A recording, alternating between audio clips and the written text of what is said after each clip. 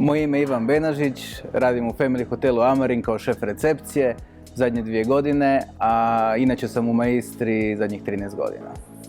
Kod nas na recepciji je uvijek veselo, tako da ako ste pozitivna osoba, volite upoznavati nove ljude, ovo je pravo mjesto za vas. Family hotel Amarin je inače cjelogodišnji hotel, radimo tokom cijele godine, ali u slučaju da ste zainteresirani za neki kraći rad, imamo i druge objekte, imamo naselja, imamo kampove, tako da se možete i tamo prijaviti. Ovdje na recepciji imamo i portire, i recepcionere, i konsjerže. Naravno, iako se prijavite za bilo koje to radno mjesto, mi ćemo ovdje vidjeti koje vam mjesto najviše odgovara i na koje mjesto se osjećate najbolje, tako da možete početi kao portir, završiti kao recepcioner, u međuvremenu biti konsjerž, tako da sve ovisi o tome koji vam posao najbolje leži.